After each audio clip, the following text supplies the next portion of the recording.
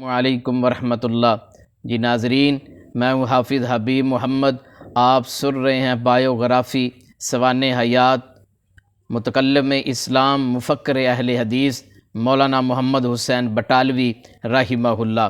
تو بر صغیر میں بے شمار علماء دین کا ظہور ہوا، جن میں ایک جلیل المرتبت عالم حضرت مولانا ابو سعید محمد حسین بٹالوی ہیں۔ موجودہ جغرافیائی اعتبار سے وہ ہندوستانی پنجاب کے ضلع گرداسپور کے شہر بٹالہ میں 17 محرم 1256 اور مارچ 1840 کو آپ گرداسپور میں پیدا ہوئے۔ ان کے والد کا نام رحیم بخش اور ان کے دادا جی کا نام ذوق محمد تھا۔ ان کے اسلاف کا تعلق ہندوؤں کے ایک گروہ سے تھا۔ ان سے چند پشت پہلے ان کے کوئی بزرگ دائرہ اسلام میں داخل ہوئے اور پھر ان لوگوں نے اسلام کی تبلیغ، اسلام کی اشاعت کو اپنا مقصد حیات قرار دے لیا۔ تحصیل علم کے بارے میں اگر بات کریں تو مولانا محمد حسین بٹالوی رحمہ اللہ نے حصول علم کا آغاز اپنے علاقے کے علماء سے کیا۔ مختلف علوم کی کتابیں پڑھ چکے تو آپ گھر سے نکلے اور دلی، لکھنؤ، علی گڑھ وغیرہ کے اصحاب علم کی خدمت میں پہنچے اور ان کے سامنے زانو شاگردی طے کیا۔ اس وقت دلی میں مفتی صدر الدین مرحوم کے اسلوب تدریس کا بڑا شہرہ تھا۔ وہ دلی میں 5ویں مغل حکمران شہاب الدین شاہ جہاں کے جاری کردہ مدرسہ دارالبقاء میں اپنے عہد کے مغل بادشاہ کی طرف سے خدمت درس انجام دینے پر مامور تھے۔ مولانا محمد حسین بٹالوی نے ان سے بھی استفادہ کیا۔ مولانا نور حسن کاندھولی کے سلسلہ درس کو بھی اس زمانے میں بڑی اہمیت حاصل تھی۔ مولانا بٹالوی ان سے بھی اخذ فیض کرتے رہے۔ ان حضرات کے علاوہ بھی وہ بعض اساتذہ سے مستفید ہوتے رہے۔ بعد ازاں مولانا بٹالوی حضرت میاں سید نذیر حسین محدث دہلوی کے آستانہ فضیلت پر آپ نے حاضری دی اور ان سے مشکات، موطا امام مالک اور سیاستہ کی تکمیل کی، یعنی حدیث کی تمام کتابیں حضرت میاں صاحب مرحوم سے پڑھیں۔ مولانا ممدوح کو اللہ تعالیٰ نے فہم و ذکاوت اور تفقہ فی الدین کی نعمت سے آپ کو خوب نوازا تھا۔ وہ ایک مدت تک حضرت میاں صاحب کے حلقہ درس میں رہے اور ان کے علم و فضل اور طریق اسلام اور حسن اعمال سے بے حد فیض یاب ہوئے۔ ان سے سند فراغت لے کر واپس اپنے وطن تشریف لے آئے۔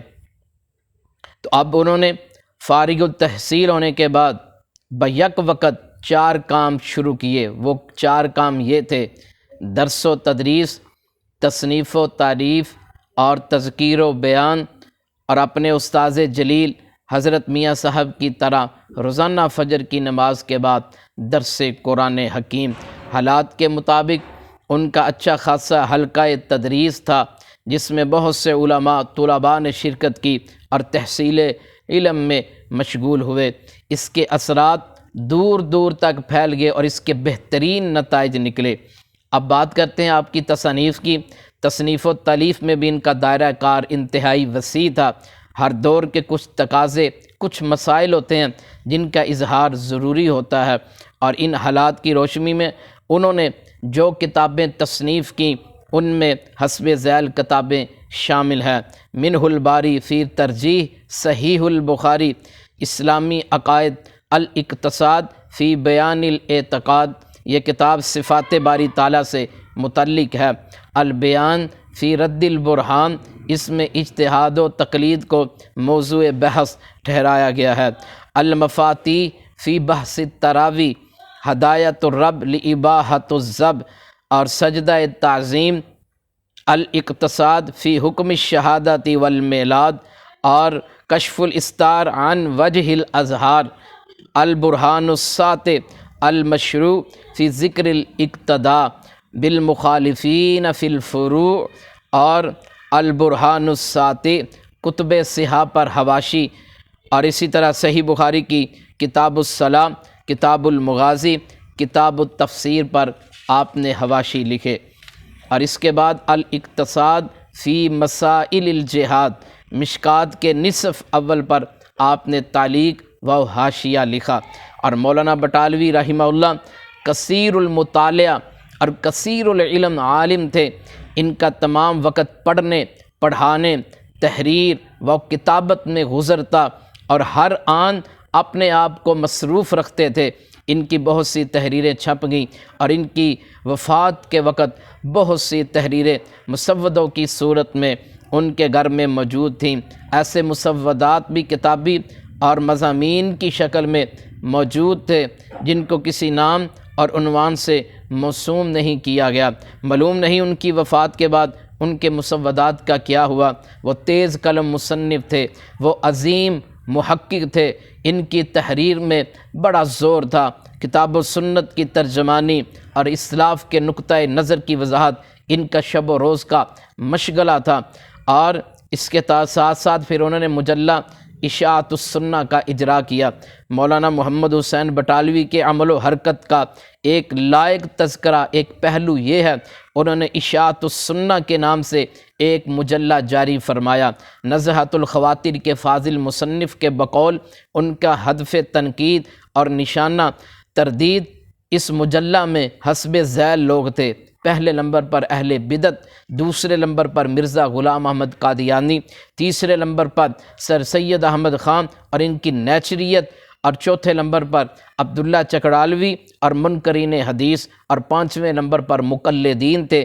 تقلید کے سلسلے میں نزہۃ الخواطر کے مصنف شہیر نے مولانا بٹالوی کو سخت متعصب قرار دیا، جو خود فاضل مصنف کے تعصب کی ایک دلیل ہے۔ مولانا بٹالوی پر حضرات احناف کئی قسم کے الزامات عائد کرتے ہیں اور ان سے متعلق گفتگو کرتے وقت بالعموم حد اعتدال سے باہر نکل آتے ہیں۔ ان کے الزامات کا خود ان کے بزرگان کرام کی تحریروں کے حوالوں اور عمل کی روشنی میں جواب دیا جا سکتا ہے، لیکن ہم ان سب حضرات کا احترام کرتے ہیں اور ہم سب علماء احناف کا احترام کرتے ہیں، اس لیے ہم ان لوگوں کی سطح پر نہیں آنا چاہتے۔ اور اس کے ساتھ یہ عرض کرنا ضروری ہے کہ 19ویں صدی کے نصف آخر کا زمانہ بر صغیر کی جماعت اہل حدیث کے لیے نہایت اذیت ناک زمانہ تھا۔ اس زمانے میں 1864 سے لے کر 1871 تک اہل حدیث پر وہابی مقدمات کے نام سے بغاوت کے 5 مقدمات قائم کیے گئے۔ پہلا مقدمہ بغاوت امبالہ تھا، اس میں 11 آدمی گرفتار ہوئے، ان کی جائیدادیں ضبط ہوئیں۔ پہلے انہیں پھانسی کی سزا سنائی گئی، پھر زنجیروں میں جکڑ کر کالا پانی جزائر انڈمان میں انہیں بھیج دیا گیا۔ دوسرا مقدمہ بغاوت عظیم آباد پٹنہ کا تھا، اس میں 3 علماء کرام کو، علماء اہل حدیث کو گرفتار کیا گیا۔ ان کی تمام منقولہ و غیر منقولہ جائیداد ضبط ہوئی اور ہتھکڑیاں اور بیڑیاں لگا کر ان کو کالا پانی میں قید کر دیا گیا۔ تیسرا وہابی مقدمہ بغاوت مالدہ بنگال میں قائم ہوا، اس میں گرفتار شدگان کو بھی وہی سزا سنائی گئی جو پہلے 2 مقدمات کے ملزموں کو دی گئی تھی۔ چوتھا وہابی مقدمہ بغاوت راج محل میں قائم کیا گیا، سزا ان ملزموں کی بھی وہی تھی۔ پانچواں وہابی مقدمہ بغاوت پھر عظیم آباد پٹنہ میں قائم ہوا، سزا وہی اہل حدیث یا وہابی علماء پر مقدمات انگریزی حکومت نے قائم کیے، اور اس قسم کے مقدمات میں اللہ کی مہربانی سے انگریزی حکومت نے کسی حنفی عالم کو گرفتار نہیں کیا۔ حنفی علماء کرام بالخصوص لدھیانوی حضرات اس وقت تحریر و تقریر کی صورت میں اہل حدیث حضرات کی شدید مخالفت فرما رہے تھے اور ان کو مساجد سے نکالنے کے فتوے جاری کرنے کے عمل خیر میں مصروف تھے۔ یعنی وہابیوں کی مخالفت کے نام سے بفضل خدا ان کی طرف سے انگریزی حکومت کی حمایت کا سلسلہ جاری تھا، شاید اس لیے کہ ان کے نزدیک نصارہ وہابیوں سے بہتر تھے۔ علماء احناف نے مولانا محمد حسین بٹالوی کو اس لیے ہدف تنقید قرار دیا کہ وہ تقلید وغیرہ کے مخالف تھے اور 8 تراوی آمین بالجہر رفع الیدین وغیرہ جیسے مسائل پر عمل کی تلقین کرتے تھے۔ یہ تلقین چونکہ احادیث رسول صلی اللہ علیہ وسلم کے مطابق تھی، اس لیے احناف کے نزدیک یہ بات ناقابل عمل تھی۔ اس وقت امرتسر سے ایک ماہانہ رسالہ سفیر ہندوستان کے نام سے جاری تھا۔ مولانا بٹالوی نے اس رسالے میں اپنے نقطہ نظر کی وضاحت کرنا شروع کی، اور ایک رسالہ سفیر ہند کے نام سے شائع ہوتا رہا۔ اس کے اخراجات بھی مولانا بٹالوی خود اپنی جیب سے ادا کرتے۔ تو اشاعت کتاب و سنت کے لیے مولانا بٹالوی نے اشاعت السنہ کے نام سے ایک انجمن بنائی۔ جون 1878 میں اسی نام سے انہوں نے ایک ماہانہ رسالہ جاری کر دیا۔ ابتدا میں اس کی حیثیت ایک اشتہار کی تھی، لیکن بعد میں اس رسالے نے بڑی شہرت پائی۔ اس میں چکڑالیوں، قادیانیوں، نیچریوں، تقلید شخصی کے حامیوں، اہل بدعت کے خلاف بے شمار علمی اور تحقیقی مضامین شائع ہوئے۔ پھر یہ بھی کہا جاتا ہے مولانا بٹالوی کے متعلق کہ مولانا نے جہاد کو منسوخ قرار دیا۔ یہ بھی سراسر غلط ہے۔ مولانا کے ایک رسالے کا نام الاقتصاد فی مسائل الجہاد ہے۔ مولانا نے نہ مجلہ اشاعت السنہ میں جہاد کے خلاف کوئی مضمون لکھا، نہ الاقتصاد فی مسائل الجہاد میں آپ نے جہاد کو منسوخ قرار دیا۔ جہاد کے بارے میں مولانا کا یہ فرماتے ہیں کہ مذہبی جہاد نہ اس غرض سے شروع ہے کہ کافروں کو دنیا میں کفر کی سزا دیں، نہ اس غرض سے ہے کہ ان کو جبراً مسلمان بنائیں۔ اس جہاد سے غرض جو خدا اور رسول صلی اللہ علیہ وسلم کے کلام سے سمجھ میں آتی ہے، یہ ہے کہ مسلمانوں کو مخالفین مذہب کی مزاحمت سے بچائیں، اور خدا کی عبادت جو مخلوق کی پیدائش اور رسولوں کی بعثت سے مقصود خداوندی ہے کا راستہ صاف کریں، اور اس راستے سے روکنے والے کو راستے سے ہٹا دیں۔ عیسائیت کی تردید میں بھی مولانا حرکت میں آئے۔ جب انگریز ہندوستان میں آئے تو وہ اپنے ساتھ پادریوں، عیسائی مبلغوں کو بھی اپنے ساتھ لے کر آئے۔ ان کا مقصد اس ملک میں عیسائیت کی نشر و اشاعت تھا۔ ان کا خیال یہ تھا کہ اس ملک میں عیسائی مذہب پھیلے گا تو عیسائی حکومت جو انگریزوں کی حکومت ہے وہ مضبوط ہوگی۔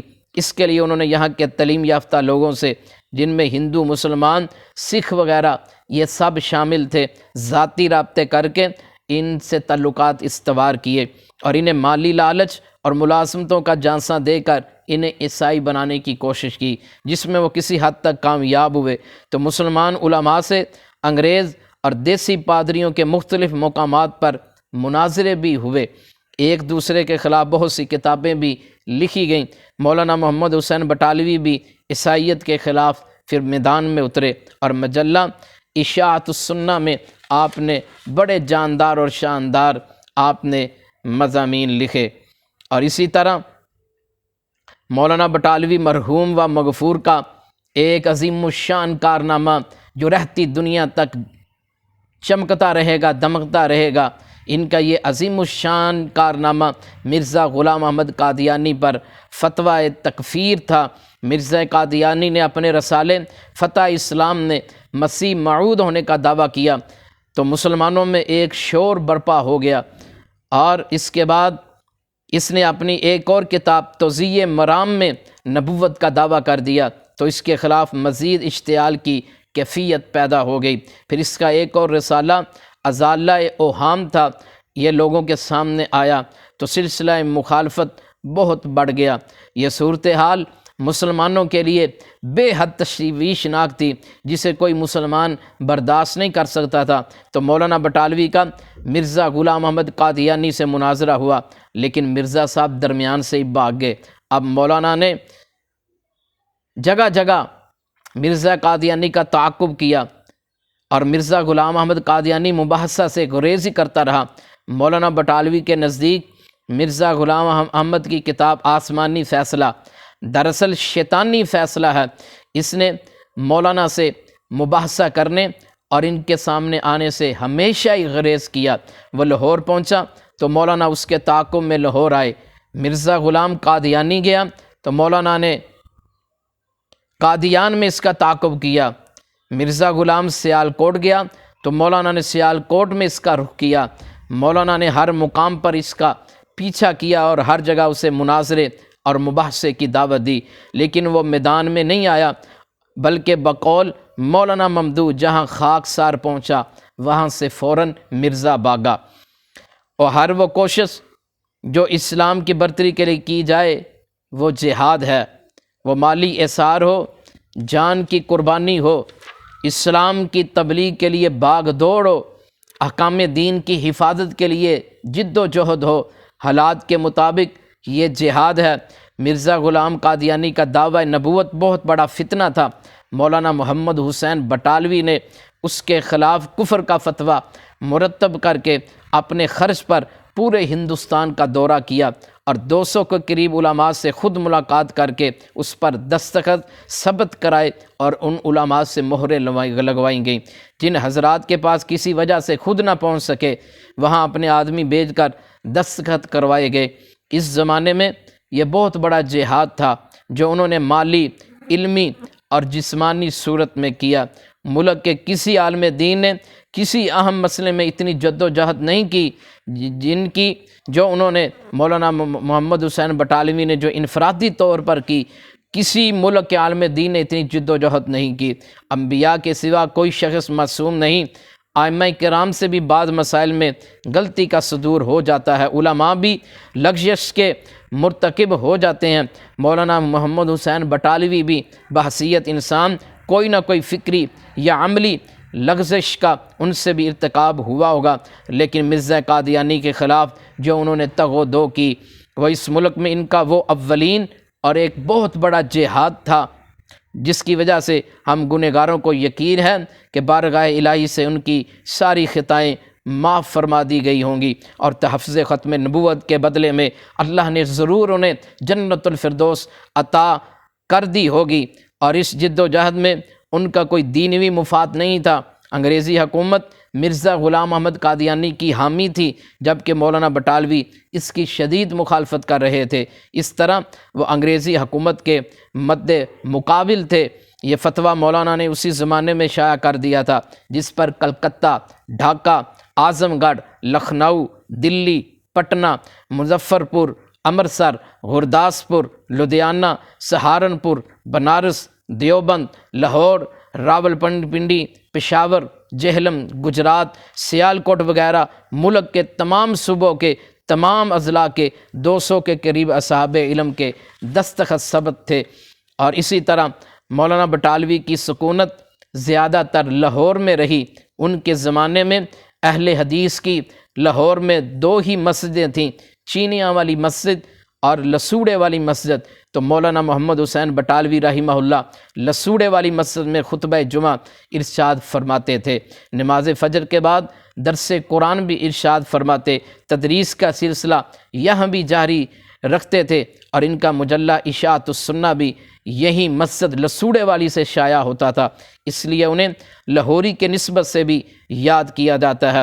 مسجد چینیاں والی میں امامت و خطابت کا فریضہ اس وقت حضرت مولانا عبد الواحد غزنوی رحمہ اللہ سر انجام دیتے تھے، جن کا انتقال 1930 میں ہوا تھا۔ ان کے حالات بھی مائندہ آنے والی ویڈیو میں مولانا عبد الواحد غزنوی کے میں بیان کروں گا، لیکن اس مسجد میں بھی مولانا بٹالوی کی آمد و رفت جاری رہتی تھی۔ یہاں کچھ عرصہ وہ طلباء کو فریضہ تدریس بھی انجام دیتے رہے۔ تو مولانا بٹالوی نے 80 سال عمر پا کر 29 جنوری 1920 کو سفر آخرت آپ نے اختیار کیا۔ نماز جنازہ ان کے وطن بٹالہ میں سفیر اسلام حضرت مولانا ثناء اللہ امرسری نے آپ کی نماز جنازہ پڑھائی۔ اللہم اغفر لہ ورحمہ وعافہ واعف عنہ واکرم نزلہ ووسع مدخلہ۔ اللہم اغفر لآبائنا ولامہاتنا ولمشائخنا ولاساتذتنا۔